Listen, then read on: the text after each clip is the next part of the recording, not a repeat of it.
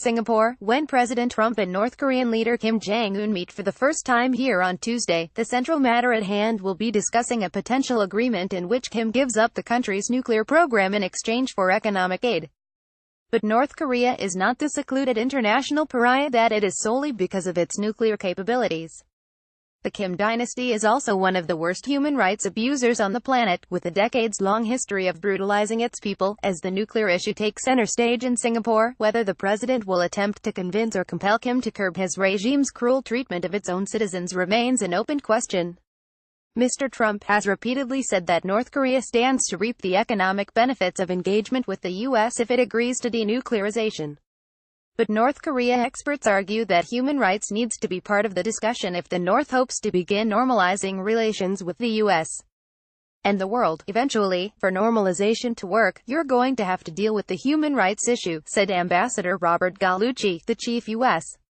negotiator during the 1994 North Korean nuclear crisis, when the two countries nearly went to war over the North's pursuit of nuclear weapons. The State Department said in its most recent report on human rights that North Koreans face egregious human rights violations by the government in nearly all reporting categories. Using satellite imagery, defector interviews, media reports and other sources, the department found between 182 and 490 detention facilities spread across North Korea. Some human rights groups estimate that up to 200,000 prisoners are forced into grueling labor in the camps, where death and deplorable conditions are the norm. A woman holds up a poster with photos from an internment camp in North Korea during a White House vigil at Lafayette Park July 10, 2012 in Washington, D.C. Karen Blyer, AFP, Getty. Mothers were in some cases reportedly forced to watch the infanticide of their newborn infants.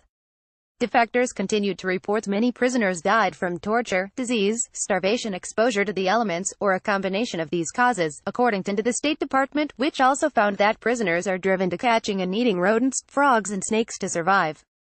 North Koreans who managed to avoid running afoul of the regime still lack basic freedoms. The government controls all employment and wages in the country. A free press is non-existent. Elections are a sham. In 2015, the government reported turnout of 99.97% in 2015, with the government claiming 100% of voters approved of the ruling party's chosen candidate. Those who try to speak out against the regime put their lives on the line. The government routinely executes political prisoners, carrying out 340 public executions from 2012 to 2016, according to the Institute for National Security Strategy, a South Korean think tank. Secretary of State Mike Pompeo visited Kim in North Korea twice to lay the groundwork for the summit in Singapore. He said he raised the issue of human rights with Kim and promised it will be a part of the discussion going forward, yet Mr.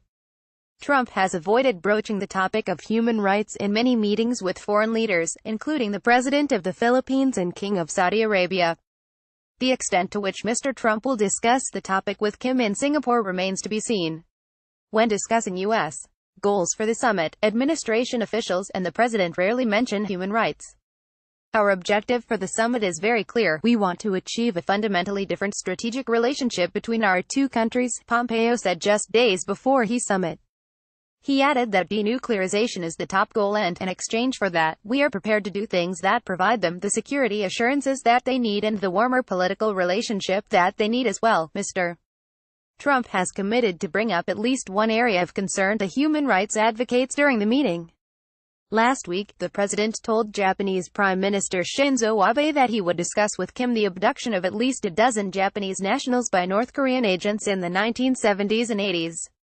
A Japanese official said the country would be willing to provide aid to North Korea in exchange for the release of the captives and resolution of the nuclear issue. The official said Japan was not insisting on pressing North Korea on broader human rights violations. The two other countries with a keen interest in bringing North Korea to the negotiating table, South Korea and China, have not issued strong condemnations about human rights in the Hermit Kingdom. South Korean President Moon Jae-in, who views himself as a reformer and facilitator of diplomacy between the U.S. and the North, has allowed humanitarian and development groups to re-engage with North Korea. Last year, South Korea approved a $8 million aid package for women and children at risk in North Korea, according to a report from Human Rights Watch.